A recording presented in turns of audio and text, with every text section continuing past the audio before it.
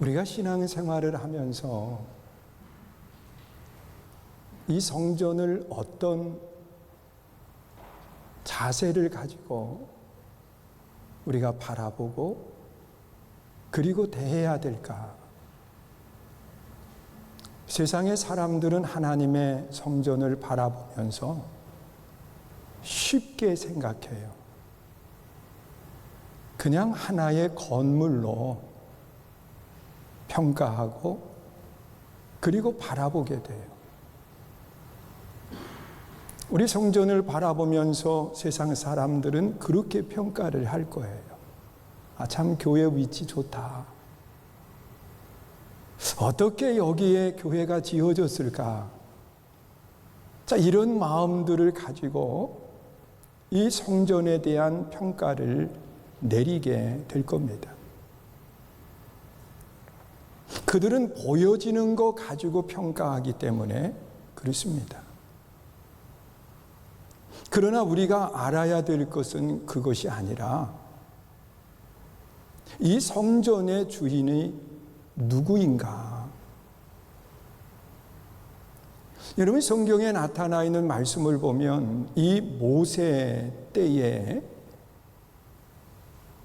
하나님은 모세에게 성막을 건축하라고 말씀하시면서 이 성막에 대한 모든 도안을 하나님이 하셔서 모세에게 주신 겁니다.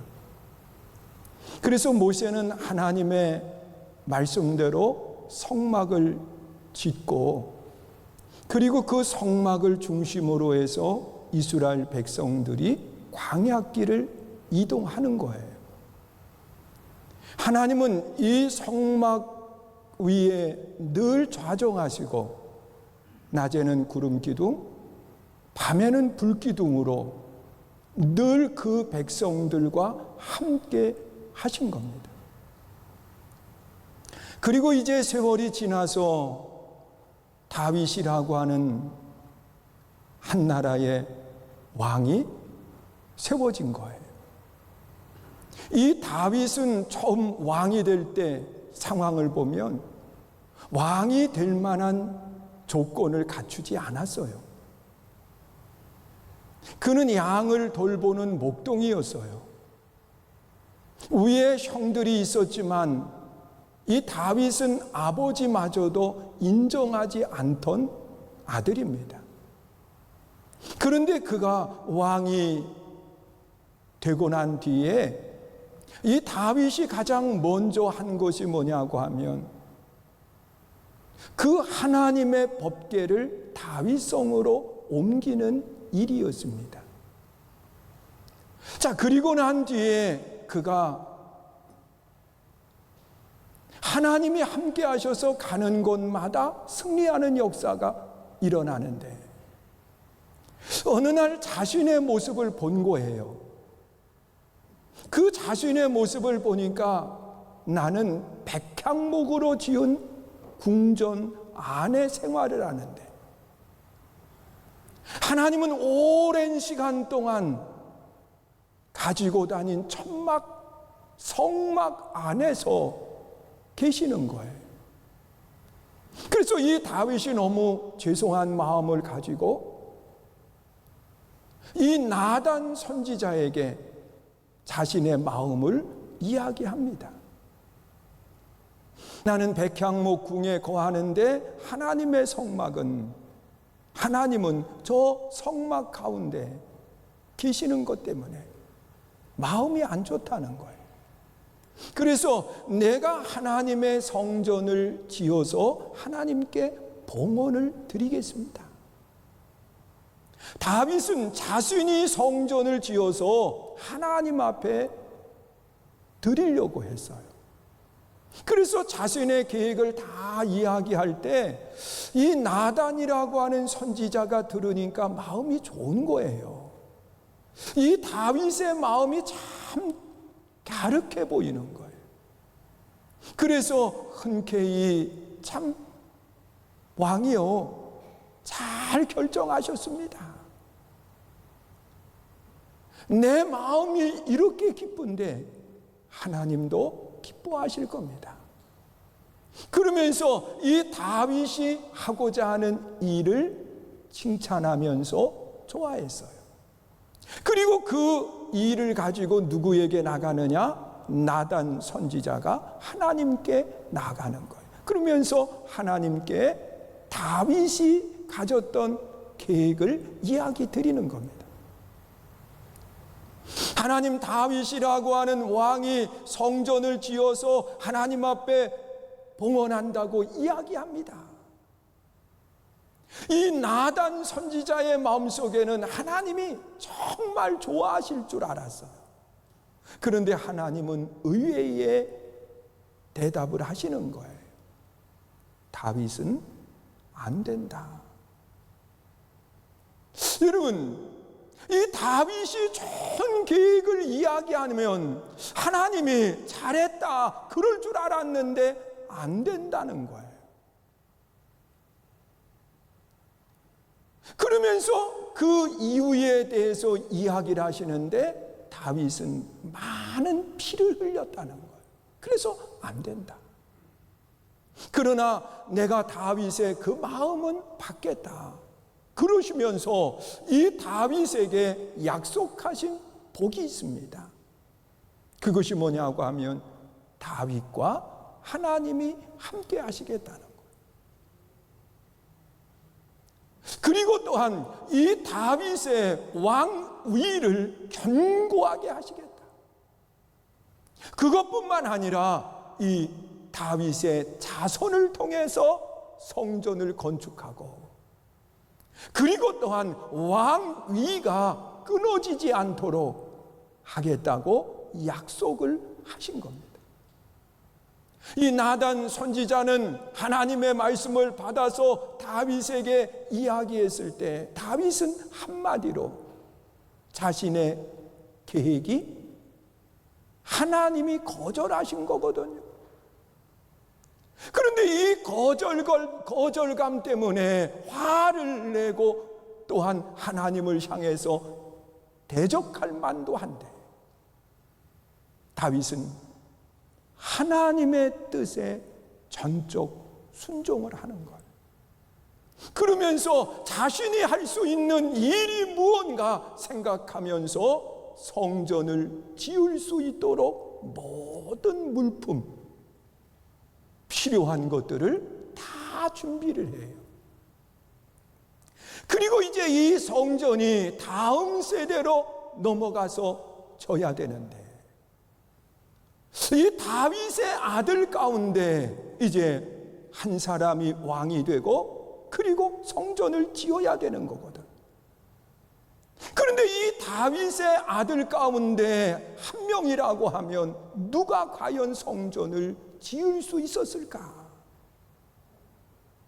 여러분, 다윗의 아들 가운데 강한 힘을 가진 아들이 있었습니다.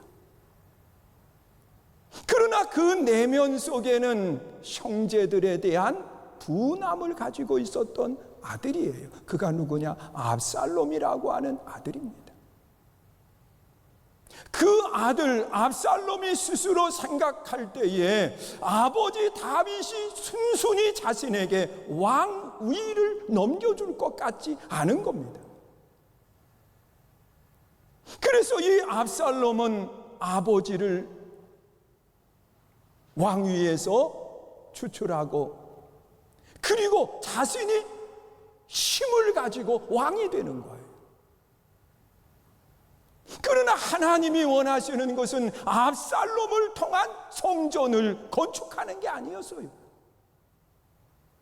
그래서 이 압살롬, 그가 스스로 왕이 됐지만 결국은 목이 잘려져 죽음을 당해요.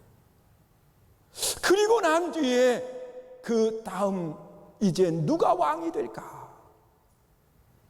그런데 그 다윗의 아들 가운데 아도니아라고 하는 아들이 있어요. 그런데 그 아도니아는 힘은 없지만 정말 착했어요. 모든 사람들이 다 인정할 만한 성품을 가진 거예요. 그래서 성경에 보면 이 아도니아는 한 번도 부모로부터 싫은 소리를 듣지 않은 아들입니다. 여러분, 이 정도 되면 괜찮은 것 아닌가요? 한 번도 싫은 소리 듣지 않은 아들이에요. 그러면서 그 주변의 사람들이 다 아도니아를 좋아했어요.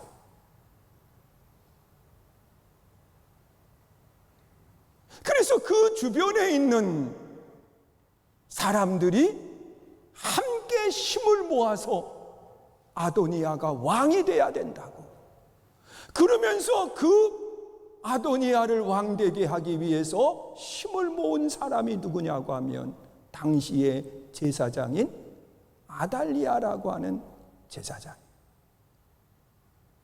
그리고 또한 이 다윗에게 있어서 정말 충신이고 다윗에게 있어서 오른손과 같은 군대 장관 요압이 아도니아를 왕으로 세우는 일에 힘을 모으는 거예요. 그러니까 그 당시에 종교와 군사력을 쥐면 다 끝난 거예요. 그래서 이 아도니아가 왕이 되게 되는데, 하나님이 보실 때 아도니아가 왕이 돼서 성전을 건축하는 것을 원하지 않아.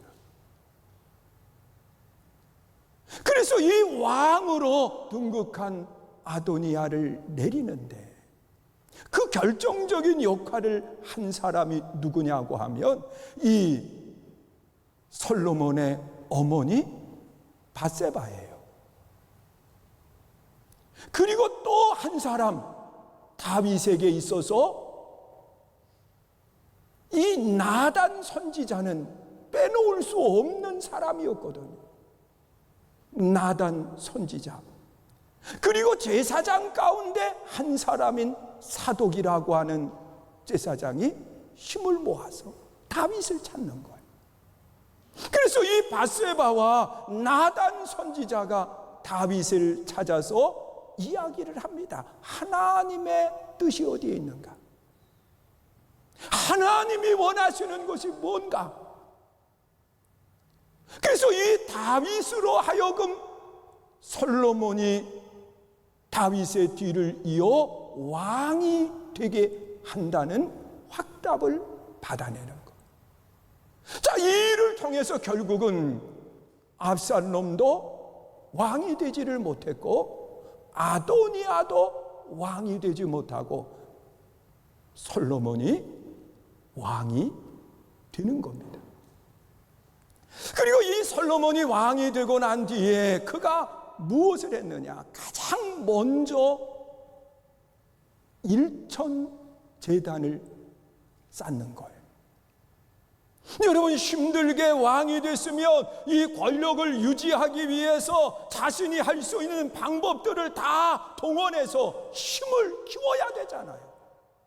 왜? 주변에 많은 적들이 있기 때문에 힘을 키우는 것이 우선인데, 이 솔로몬은 하나님 앞에 일천 제단을 쌓으면서 하나님께 영광을 돌리는 거예요. 그때 하나님께서 솔로몬에게 물으셨어요. 솔로몬아, 너 무엇을 원하기에 일천 제단을 쌓으면서 내게 영광을 돌렸냐?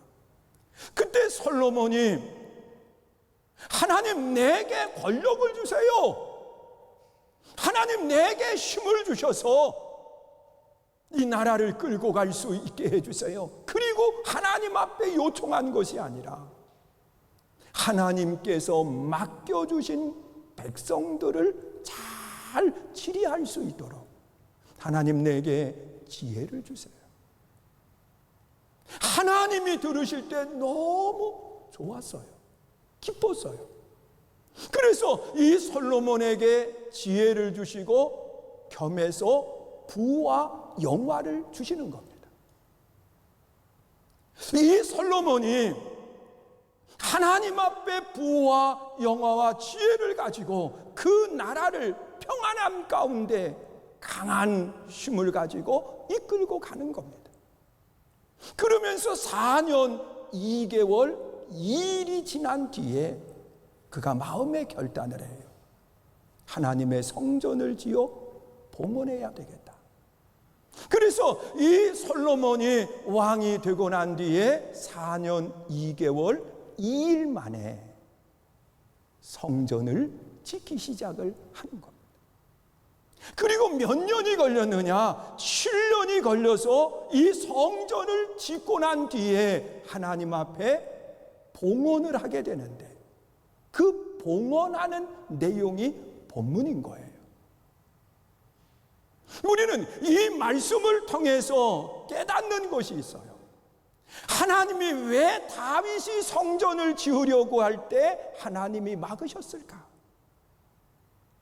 압살롬이 왕이 되려고 했을 때에 하나님께서 왜 그를 막으셨을까? 아도니아가 왕이 될 수 있는 최적의 조건인데도 하나님이 왜 그를 막고 솔로몬을 통해서 왕이 되게 하시고 성전을 건축하게 하셨을까? 우리는 이 말씀 속에 깨닫는 것이 있는데, 그것이 뭐냐고 하면 성전의 주인은 사람이 아니라 하나님이시라는 거예요. 그리고 마지막으로 본문 속에 나타나 있는 말씀을 보면 하나님이 그 성전을 짓고 난 뒤에 하나님의 이름을 그곳에 두셨다고 말씀을 해요. 오늘 본문 20절 말씀 보세요. 읽습니다. 시작. 주께서 전에 말씀하시기를 내 이름을 거기 두리라 하신 곳 이 성전을 향하여 주의 눈이 주야로 보심으로 종이 이곳을 향하여 비는 기도를 들으시옵소서. 여러분, 무슨 이야기입니까? 이 성전은 하나님의 이름이 있는 곳이에요. 하나님의 이름을 두신 곳이에요. 여러분, 사람의 이름이 있는 곳이 아니라 하나님의 이름이 이곳에 있는 거예요. 여러분, 이 말은 우리가 어떻게 하느냐에 따라서 하나님의 이름이 빛이 날 수도 있고, 우리가 하는 일에 따라서 하나님의 이름이 땅에 떨어질 수도 있어요. 여러분, 압살롬이 성전을 건축했다고 하면 하나님의 이름은 땅에 떨어졌을 거예요. 왜? 그 자신이 하나님의 영광을 가로챌 것이기 때문에 그렇습니다. 우리는 이 성전을 통해서 하나님의 이름이 드러날 수 있도록 우리가 힘을 기울이고, 그리고 겸손하게 하나님의 이름이 나타날 수 있게 해야 되는 거예요. 오늘 선교중앙교회도 마찬가지예요. 여러분, 이 성전을 통해서 저의 이름이 드러난다든지, 아니면 이 성전을 통해서 누군가가 드러나는 게 아니에요. 하나님의 이름을 두셨기 때문에. 제가 부끄러운 고백을 하지요. 제가 올 신년 첫 예배를 드리면서 감독에 대한 이야기를 했어요. 근데 이 8개월이라고 하는 과정을 거쳐오면서 그 제 주변에서 또한 저를 아는 그러한 감독님들이나 또 장로님들이 계속 이야기해요. 목사님이 그냥 나오기만 하면 되는데 왜 가만히 있느냐고. 사실 돌아보면 그래요. 저도 활동을 많이 했고, 그리고 사람들이 인정을 해요.